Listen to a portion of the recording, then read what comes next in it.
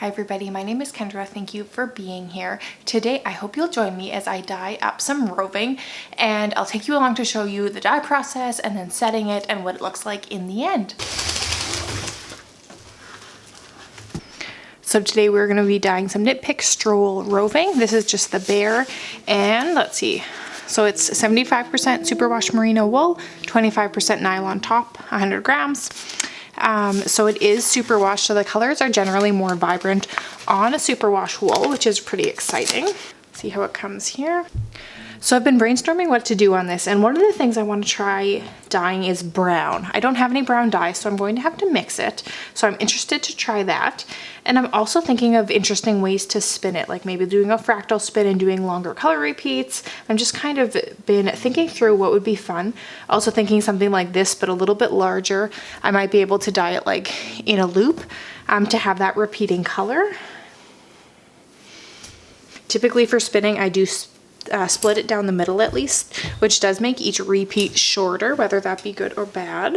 So I have it spread out into quite a wide circle, and I'm thinking that way I have two of each, and I do think I'm going to fractal spin it. So I want larger sections of color, and I want to do it basically 2 repeats, which is why I have such a long loop here. So I'm going to start just by doing one section at a time and maybe about a 4-color repeat. I'm thinking I'll start with this section and we'll go from there.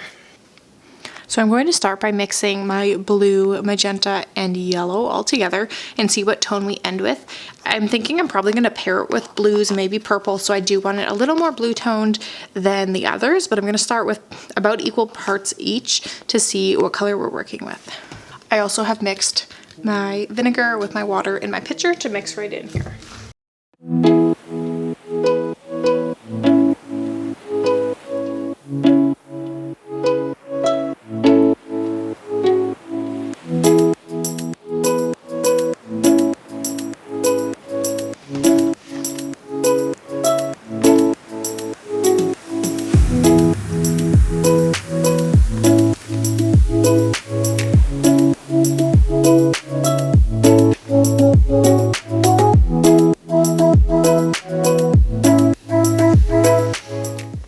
That is not really ideal.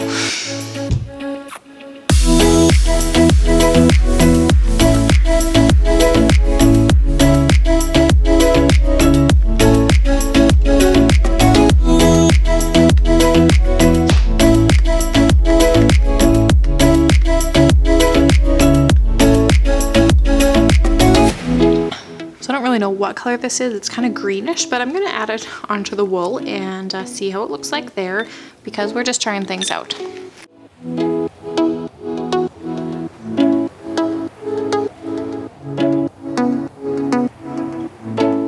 Don't know how well you can see that. I guess I have applied dye to dry roving before, but it's never repelled it so much. I wonder how much of that's, if it's related to being superwash, but interesting. I almost think maybe I should change gears and go for more of a speckling look, because it is really only taking to the closest area.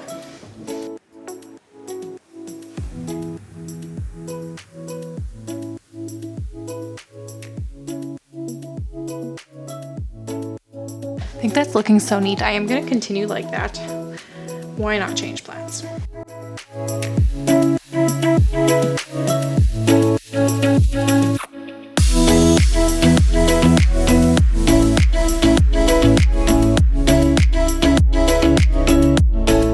Since we're mixing wild colors, I am going to mix a purple in. Normally I'd avoid purple and green because of said brown, but since that's kind of the area we're going, I'm going to go ahead and mix that up. Actually, I forgot I have a little bit of this pre-mixed. It's kind of a grapey sort of color. It's hard to see in the jar, but I'm going to go ahead and just mix this as is.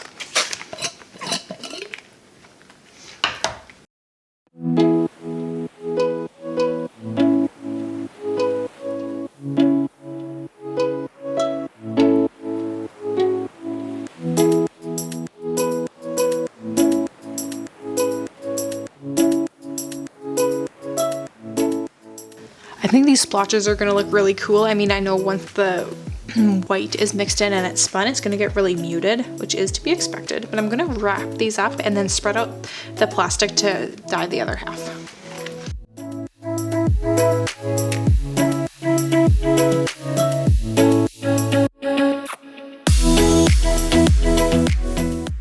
So I'm beginning to think, what if I use these same two colors and just mix a lot more of them in these last few sections, because I don't want the whole thing to be really white. Maybe leaving some white spots, but more of like a white speckle in this half, whereas the other half had more of a colored speckle. So this section right here is the one that was just the green. So I'm going to try to do the more solid purpley color in this one here.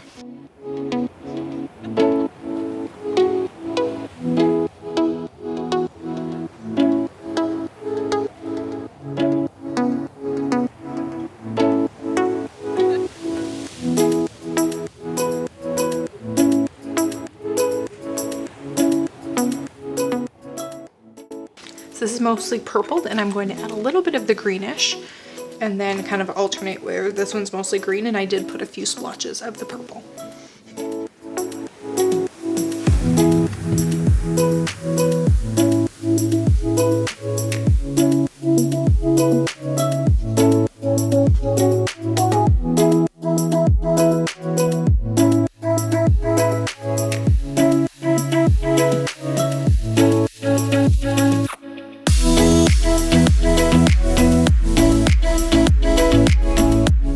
So I have my tray of dye here, and I am going to put it into the oven. So my roving is partially dry in some areas, so I decided I'm going to put it in the oven on a lower temperature, around 200 degrees, until some of the moisture in that dry section starts drying up, and then I'm going to add water and hope that my colors don't run too much.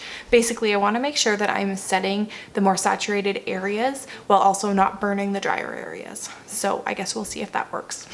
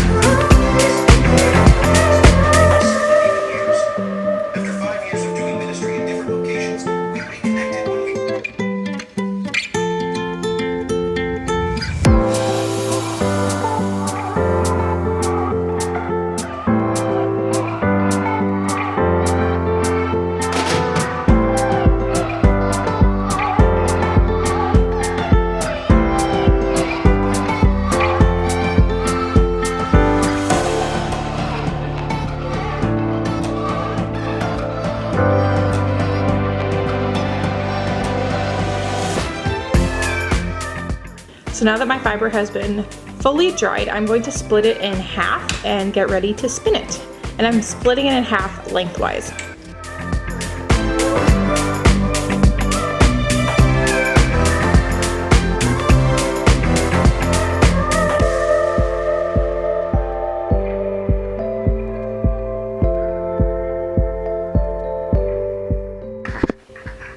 So as much as I love chain applying, I did decide to continue with the fractal spin, even though the color shifts are fairly gradual.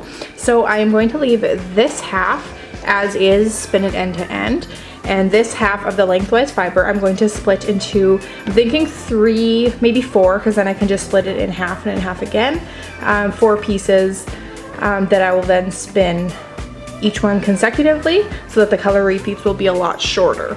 So that is my plan. I'm going to spin this one first, and I'm going to divide this one up so it's ready to go into 4 smaller lengths.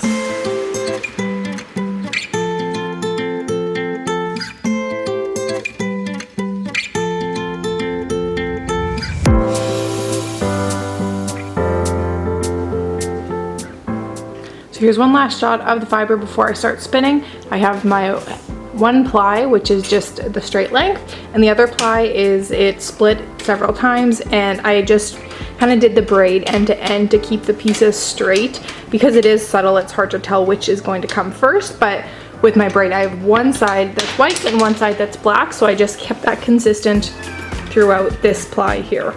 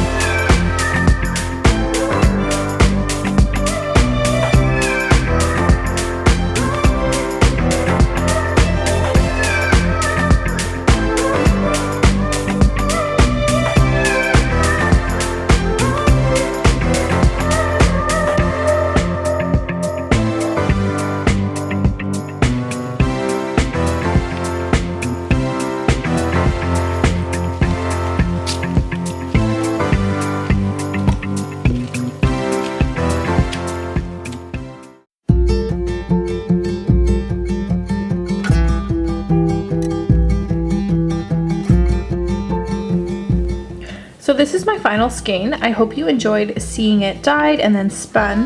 If you like this video, I'd appreciate it if you press the thumbs up button. And if you'd like to see more, be sure to subscribe. Otherwise, I will see you in my next video. Bye.